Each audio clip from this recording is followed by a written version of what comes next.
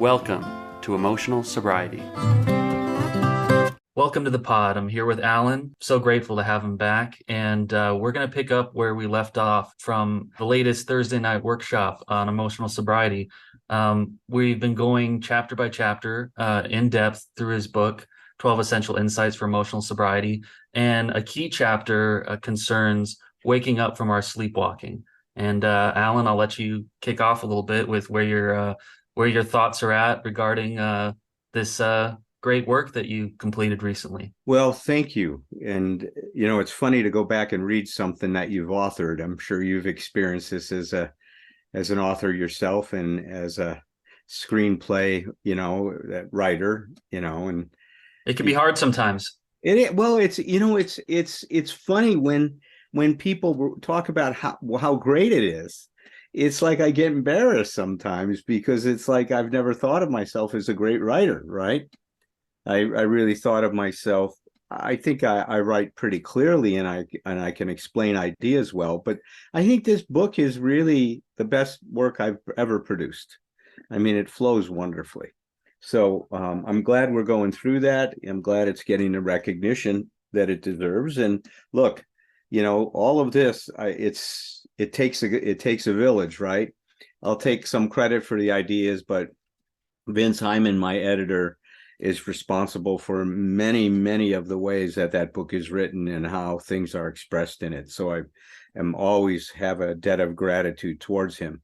But before we dig into this, let's just acknowledge, Tom Rutledge and the struggle he's going through at this point in time. I'm not going to share any details, but, he's on his own journey at this point and confronting some pretty serious issues in his life. And, Tom, this shout goes out to you. Patrick and I really love you a lot and miss you being here with us. And look, man, you're in our prayers, you're in our hearts, you're in our thoughts, and et cetera, et cetera.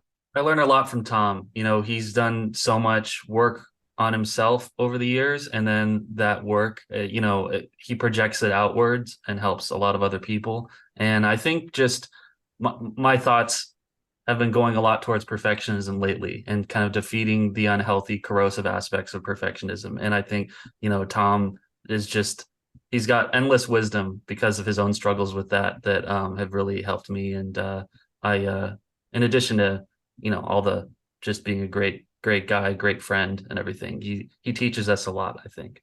Yeah, he really does, man. And he's been, such a integral part of this whole podcast and starting this. And I remember when I turned to Tom when COVID started and said to him, man, listen, we got to create something for the community. People are going to be isolated. They're not going to be able to get to meetings. And let's see if we can bring them some, a voice of reason, if you will, a voice of wisdom during this time to, help them, in the struggle in terms of dealing with this. And now we're starting to come out of it. I mean, there's another wave of COVID right now. It's thankfully and hopefully we'll never get back to what it was, but we're far from being out of the woods on this stuff. So I just want to give a shout out to him. Tom, I love you. I appreciate all the work we've done together, and I look forward to us continuing that journey. Well, Roger Andy's another good friend of mine. I'm blessed to have some great friends in my life, including you, Patrick. I've really grown to love you and care a lot about you and the journey we've shared together. I love you too, man. We're going to see some tennis soon. It's going to be awesome. We are, man. I'm excited about the U.S. Open is coming up this coming week, and you're going to be out for a couple of the matches. And Nick and I, my son, are heading out on Tuesday to take in the matches, and it's a very exciting week for me. I'm more of a student of Pokemon, but I'll learn as much as I can. You will sit with two people that are avid tennis players and just love the game.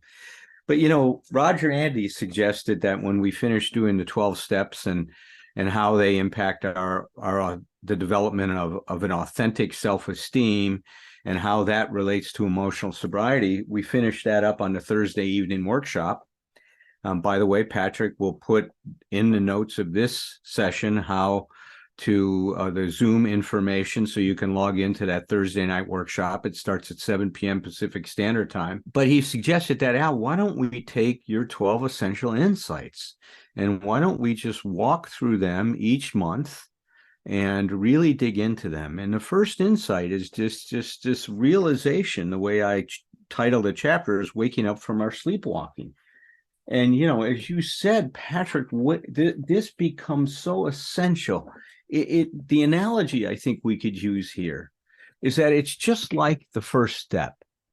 We've got to accept our powerlessness over alcohol in order to find a new power. But without doing that, we've got no foundation for our program. And so this waking up from our sleepwalking is the beginning of our journey into developing a consciousness that supports emotional sobriety. We cannot, and I will say this again, we cannot achieve emotional sobriety with the consciousness that we bring into our program. That consciousness has to be increased, right? Enlarged.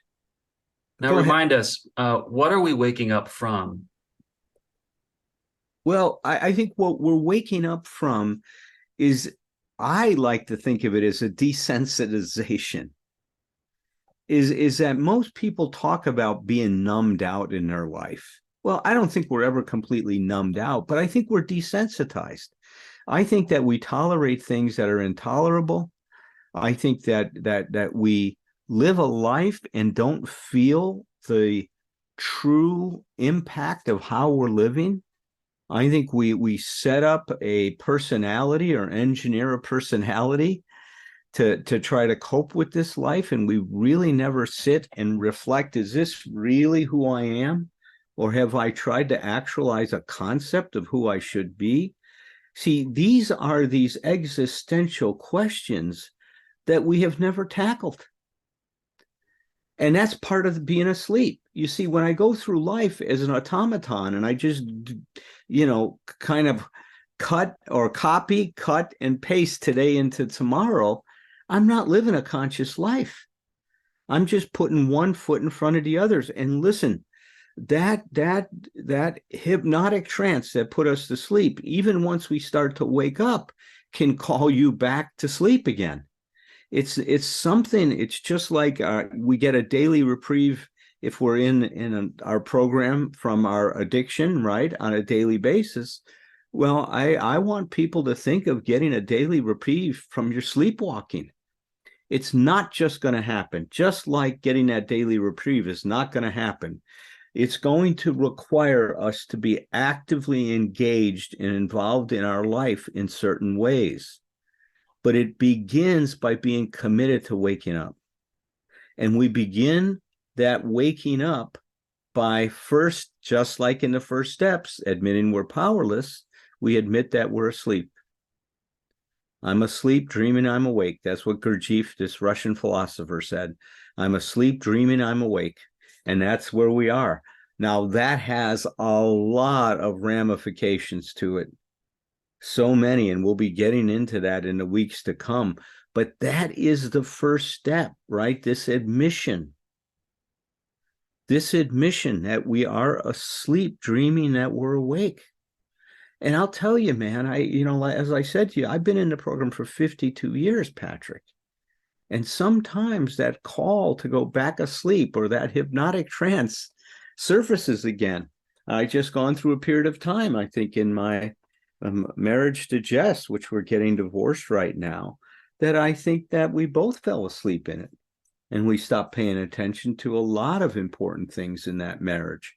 And that's part of what I'm trying to learn by going through all of this pain and suffering, as many of you have heard in our previous podcast. I mean, my heart has been broken. I've felt deeply, deeply wounded by this whole experience.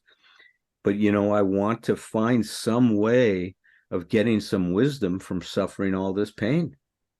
And I am. I am waking up in a lot of areas, as a lot of you have heard, understanding how my self-reliance, has been manifest and created this this idea of invulnerability in my life, and that my life became a test of that invulnerability.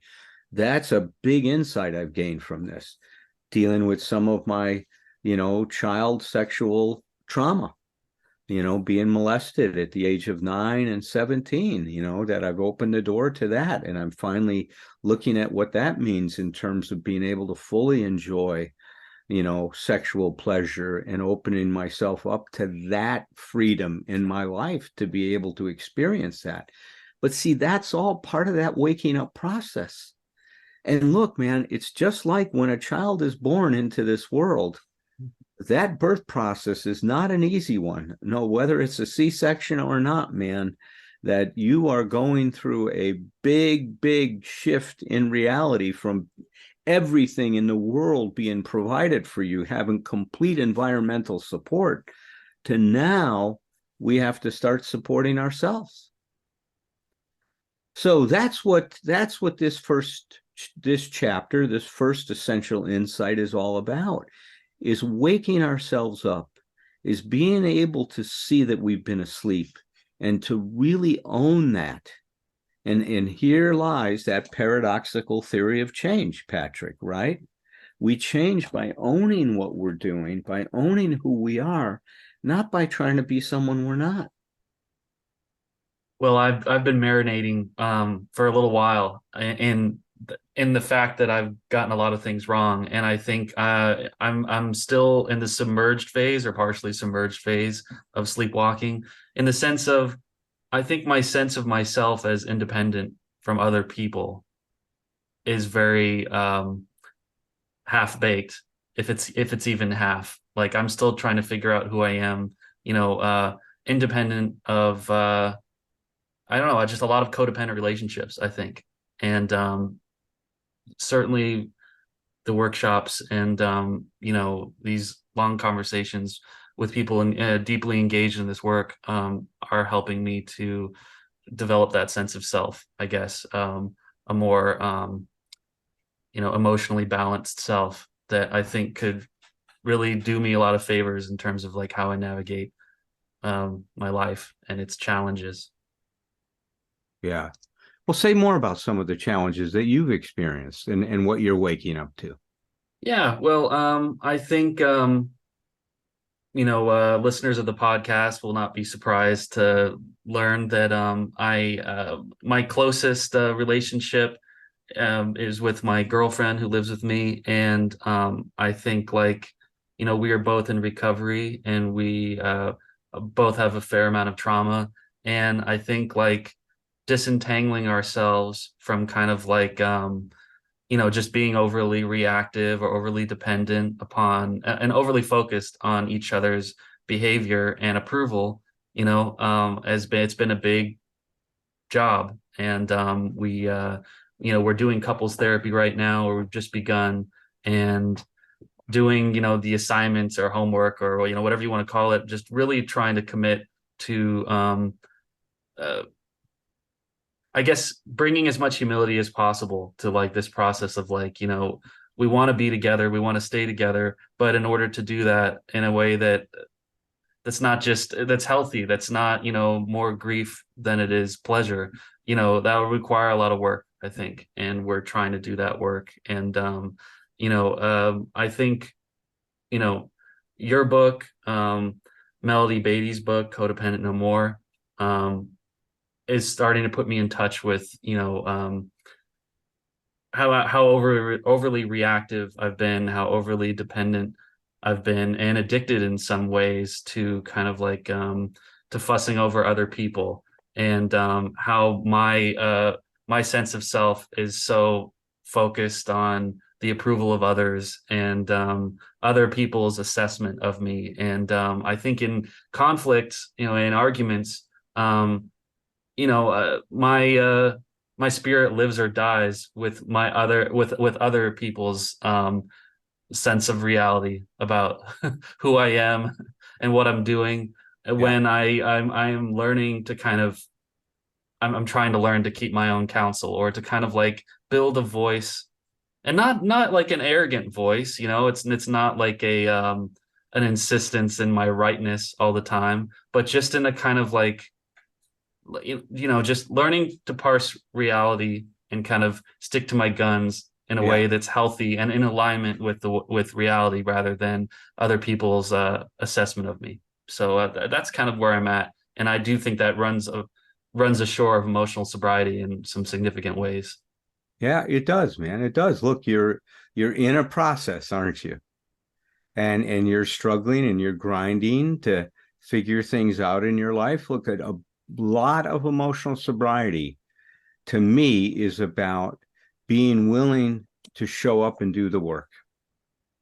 It's not figuring it all out, but it's being willing to stay in there and struggle and see how to struggle in the best way possible so that we refine ourselves and polish ourselves and make ourselves into the brilliant diamond that we can be. I got a compliment from Maddie, my girlfriend, the other day. We'd had a really bad fight, and then there was a day after the fight where we were having like a day long conversation back and forth, just kind of parsing it. And she complimented me at the end of it. She apologized for being mean to me, which I appreciated, and then she complimented me for how I to helped her through that process and kind of like helped her to understand like what had happened. And but the thing is, here's the kicker is I don't even know what I did. And I was so kind of burnt out by the time we got there that I was just like, well, I'll take it. That's certainly a nice sentiment, and and I do appreciate it. But hey, man, you're right about, I mean, not figuring everything out. Like I think where I'm at now is just trying not to pour salt on the wound that's already there. Try not my best not to make anything worse. Trying not to take the action that's going to uh, disrupt and regress everything. Like Yeah. if I can't make progress, then I can at least be sure not to regress. Yeah. So that's where, yeah, not easy. No, it's not, man. None of this stuff is friggin' easy, is it? Huh? Not in any way.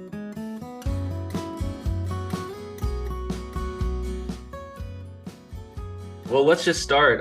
Yeah, so what you're describing, it's you're changing the program. You change the program, then all these kind of new complications flood in. And I'm happy that that you might volunteer some kind of like personal, where your personal experience intersects with some of these ideas of emotional sobriety. Tom and Allen, they kind of go back and forth. They're understandably reluctant, I think, to volunteer kind of some of what's going on under the hood. Yeah. You described the dynamic of the show recently as emotional sobriety in real time. Yeah. I My counterpoint to that would be, or my addition to that would be that emotional sobriety, you're usually dealing with the raw material of life that's not particularly emotionally sober, or it's a journey always. It's never a destination. I always come to the mental image of like the pottery wheel where you're just kind of Yes. spinning this clay and like, the thing is just becoming misshapen and twisting, and sometimes everything goes spinning wildly off. But like the act of, becoming emotionally sober, being more emotionally sober is just staying on that clay and just trying to, and hopefully over time, you end up making more of a consistent shape than one that's out of whack. Of that whole metaphor you gave, the word becoming is very meaningful to me. Like, I'm not a finished product. I'm not trying to finish the game of life and spike the ball and say, I've done it. I am becoming. And what I'm becoming is predictable in some ways, but chaotic and unpredictable in so many more ways. When I was reading again about what it is like to be emotionally sleepwalking and relating to the Harold character who couldn't answer, what are you experiencing? Like I've read it before, but it was brand new just because um, of where I am in life in a new relationship. I'm identifying some things in me that have gone unchecked in, solitary life, where it's more than just being asleep. Allen quotes to realize that one is asleep is the first step, right? You have to understand that you're in a state of hypnosis to be able to walk your way out of it. But you add to that things like post-traumatic stress disorder, or other characteristics. And I'm dealing with what I would call dissociation, or just coming to be aware of it in my own dissociation. And it happens before the executive functions in my brain are happening. I sort of check out from a conversation I'm in, and don't even it's clear to someone else looking at me who has any empathy at all. They can see that, hey, what just happened for you, right? And like Harold, I don't have an answer. What do you mean, what happened, right? Like I don't even feel it happening. And so being aware and finding ways to, like what I've been doing the last few weeks is sort of tracking my ins and outs of, sort of being present and conscious, and when I'm drifting off, and when my moods are changing, and all of that sort of thing. But I really like the fact that Alan talked about it being so basic, about it being based on some 3 basic needs: to be loved, to be accepted, and to feel that we belong. We create this sense of what we think is necessary for those conditions to be met. And is it our true self, who we really are? Or is it acting a certain way, behaving a certain way, falling into a certain socially acceptable norm, or family dynamic norm, or whatever? And when you start creating this false self to achieve these goals, even when you achieve them, how rewarding can they be? Because you're denying who you truly are, right? And Yeah, I like the line he says. It's like building the false self for security. It's like building a foundation for a house on somebody else's property. I thought that was a great metaphor. yes, exactly. And so I don't really want to fit in at this stage in my life, right? I don't really want to present something that I think will gain the approval of others. I want integrity in my life. I want to be true to myself, and be vulnerable enough to just be myself at whatever cost. Some will, you'll always have admirers and detractors, right? That's just a fact of life. And I don't keep score like I used to. Even just giving a talk in an AA meeting, I'm sort of doing this, mental spreadsheet of who's really into it, who's rolling their eyes, who's not paying attention, who's not like, why? Well, yeah, Because I gotta say, it's inspiring to hear that, even somebody who's been at it for so long as you are, that you still do that. yes, yes, and I, because it is a daily process, I never want to be on this show or anywhere else speaking as a teacher or an authority. I'm just a fellow traveler, right? Been at it a while. Sure, I've got plenty of experience, but everybody my age has plenty of experience, right? And I think all of that experience has equal value. And when we get into these measurements of, length of sobriety, or, some other way of qualifying somebody's worth versus another, I think it's missing it takes away from the connection we need. And the connection we need means everyone's valuable, everyone's got something to say, everyone's here to listen. And that sort of democracy, I think, is one of the great thing about peer-to-peer things. Yeah, that's sort of an unfortunate tendency that many, if not most of us have, is we go towards the hierarchical. like we want to look at everything in levels, rather than, yeah, like you said, the democratization. And you look at some of the things in the chapter where Karen Horney, if that's how you pronounce her name, these little things we fall into. She calls it like the expansive solution, or the self-effacing solution, or the resignation solution. And that just seems like so much more work than busting the false self and just being real. Yeah, well, I mean, I was gonna say, just to kind of give it its due, the construct, the false self, the Yeah, kind of guardian that we invent to protect us or to get us into the doors we want to get into, it can take us pretty far.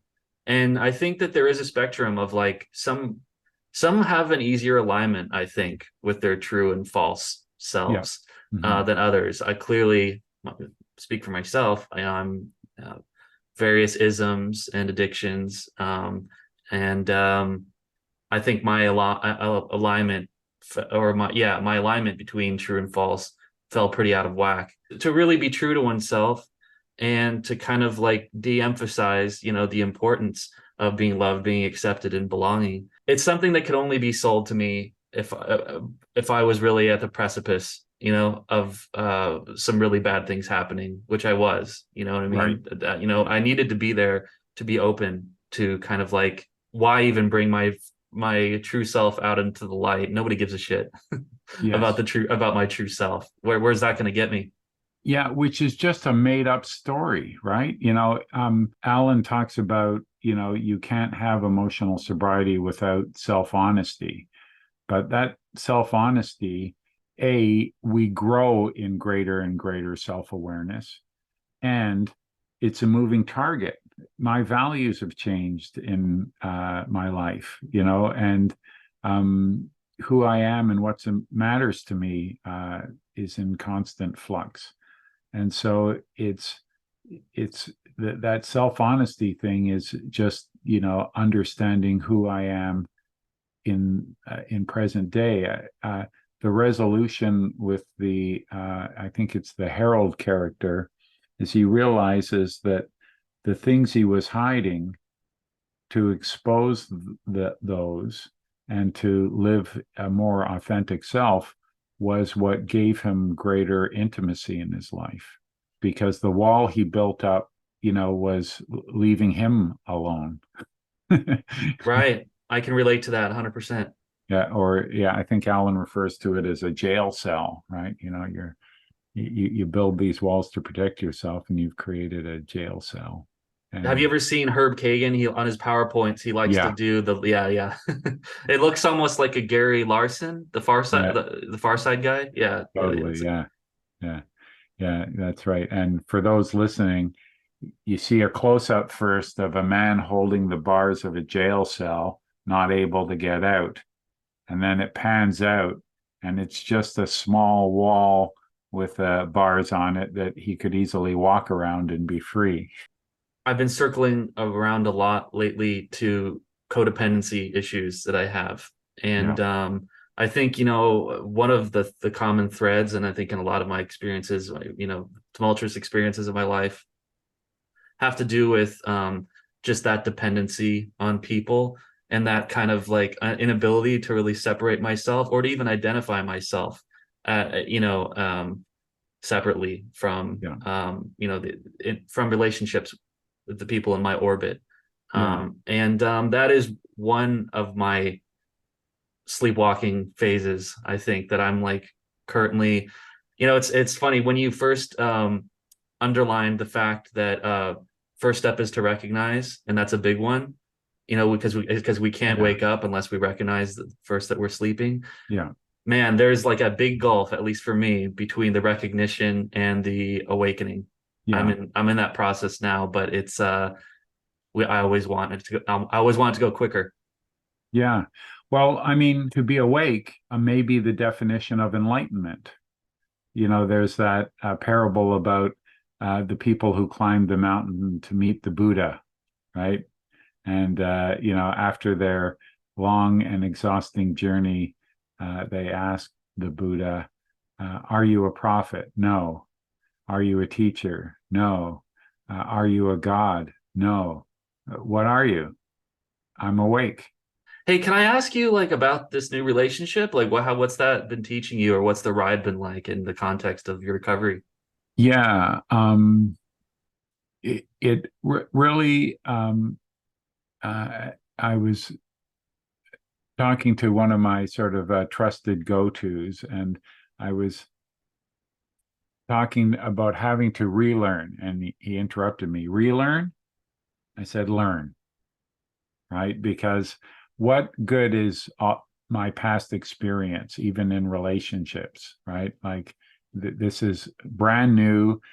Every cell in my body is different than that person who lived in other relationships. The person I'm engaged with is completely new. It's learning. It's not, I have nothing, I've little from my past to draw upon. I have to use my intuition, and I have to do, I've been tracking a lot, just sort of journaling, just to look at things like, are there better times of the day for me to have difficult discussions? Like, are there, is my mood and my attention better one time of the day or other? I've noticed things like by myself, just filling my passion with work and deadlines and duty. I've given, I let, I'm very quick to let go of sleep hygiene, personal care, making sure I get enough fresh air and exercise, because I create chaos. Like I create these imaginary deadlines. So this has to get out by such and such a time, and I'm going to do it now, and it'll only take me 2 hours. And it's really, I think it's 2 hours and it's 20 hours, right? Like I'm unrealistic about certain things. I exaggerate other things. And I'm able to see myself as others see me in an intimate relationship as I get sort of feedback. And, I'm startled by that, I need to sort of step up and regroup and sort of find myself again, or for the first time, or where I'm at. And so self-discovery isn't a one and done thing, right? It's a constant journey. And when something really matters to you, it's added motivation. And yeah, like solitude is a whole different skill set than being in partnership. And so, can't use all those skills. Like a couple of times I've caught myself, not even sharing what I'm thinking and being upset that it wasn't understood. Very common. Yeah. Well, to have kind of had a foot in both, I think. That's a full life. Yeah. Also, like it's important to understand that you're sleepwalking. It's important to understand that, if I've had trauma in my life, maybe I have these trauma responses that are still being triggered at like unhelpful times. And maybe I need to do some extra work on, that'd be a good personal growth project in a sort of therapeutic capacity. Maybe relationships should be based on asset based, what are we both like, as opposed to pathology and focusing on the what's wrong and how am I reacting to your reactions sort of thing. That while that's good to understand, I think about the assets we each bring, and sort of build from there too. Like it's like a recovery oriented systems of care, are all about positive psychology, right? Meet people where they're at. What do you want to achieve? What do you have going for you? Let's start from there. Let's build on that, as opposed to a deficit-based approach to recovery, right? And a third one I'll just throw in just because it's fresh in my mind is Yeah. I've been doing a Rageaholics meeting regularly, and I would say honestly I had much bigger fish to fry with my rage years ago before I got some physical sobriety, but it still recurs. I still have my moments, and the shame busting book that we're all kind of like working through week to week. Hmm. It is more deficit based, but it's very kind of like change the behavior, right? Change the structure around the rage, and then your brain will kind of like run to catch the train as it's leaving the station. It's a completely kind of opposite direction of focused way to address the ism, because and I think that I can see the necessity of it because the way that rage manifests is very like terrifying, physically destructive, abusive. I'm very much loving in this book and in these groups the kind of like first priority of just like keeping everyone around the rager safe Yeah. and which is I think it's best for the person with the anger, it's best for the abuser, as well as it protects the one who's abused. So Well, and the same is true, I would think, largely for, um, uh, you know, depression or mania. How can we be intimate without, you know, reacting to the person we love, right? Like, how do we not take it personally, as is discussed in emotional sobriety? How do we be supportive um, and maintain our own equilibrium instead of just reacting?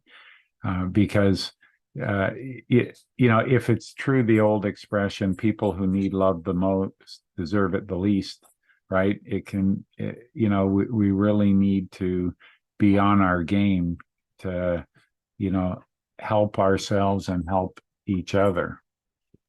right. And to what you said about like, the trauma response reasserting itself in these Yeah, interactions with your significant other, I um I also feel that like the kind of ghosts from the past kind of coming yeah, into the present. And one of the recent asks I made in my relationship is for different versions of let's just stay present with the issues that are presently being discussed. And yeah, and as soon as I asked for that, I realized, well, I can think of a bunch of instances where I was guilty of that, of basically just pointing to something that happened at a different time and kind of letting that seep in and kind of like I think it can kind of like unravel, you know what I mean? Like, our grip on like navigating conflict that's happening right here and now. It happens, yeah, yeah. I'm losing this argument, and you might not even be in an argument. That might not be the way to frame it, but here's an argument I always win, so I'll go back to that one, right? You know, Yeah, it's good. that's that It's would be good. called unfair communication techniques. Yeah. Well, hey, I don't think I got to say anyway.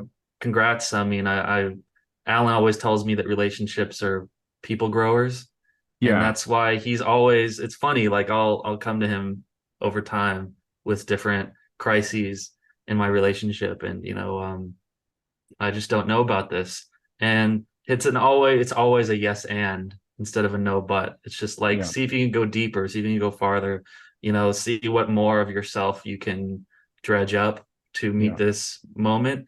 And I don't know, it's just such a like unique or like I don't think it does not naturally occur to me. I think it hasn't for a while.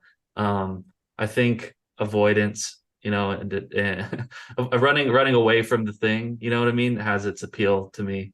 But it's just a fact that going towards it I think I have grown as a person, and hopefully I'll continue to grow.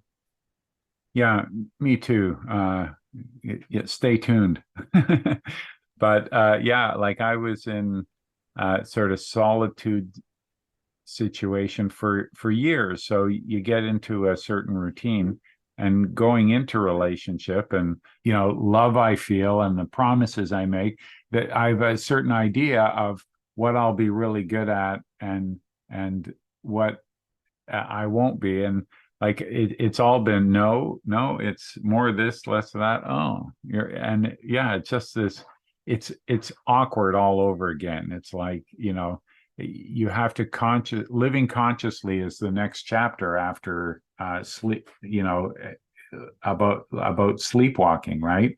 And Yeah. so living consciously really has to bring you back to the now, and paying attention to what's going on, and asking when I'm so sure about things, okay, Joe, maybe you're right. What's another way of looking at that?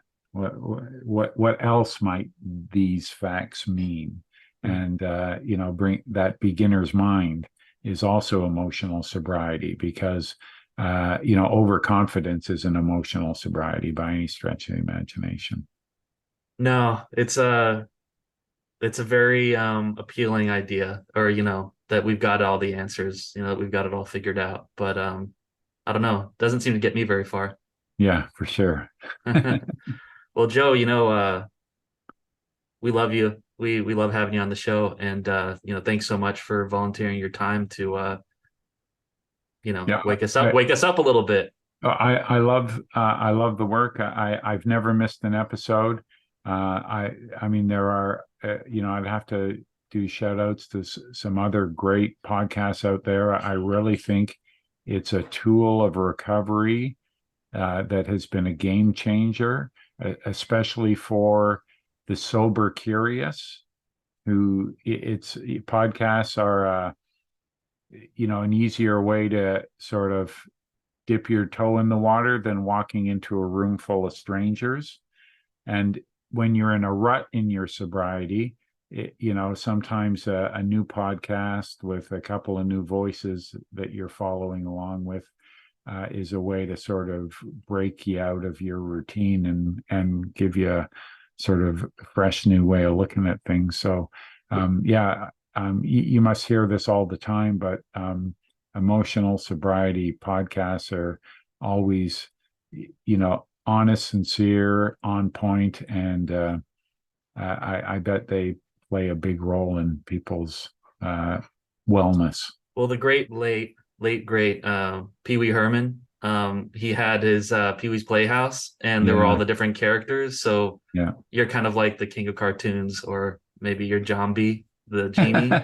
So I like that we've had a rotating cast. I hope to add to it in time. Yeah. Keep up the good work. And it's always a pleasure to be, when my number comes up, it's always a pleasure to join you guys.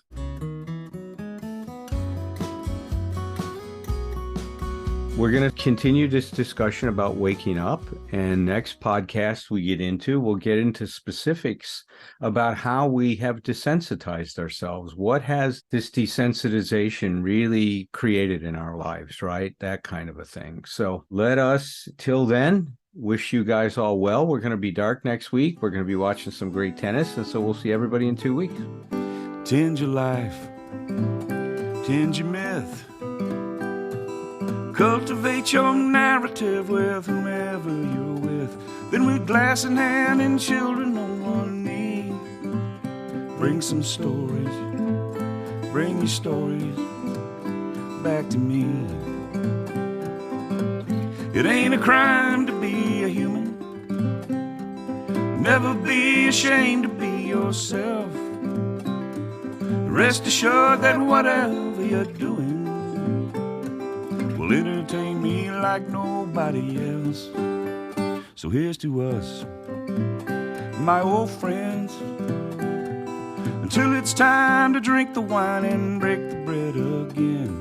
With glass in hand and children on one knee, bring some stories, bring your stories back to me.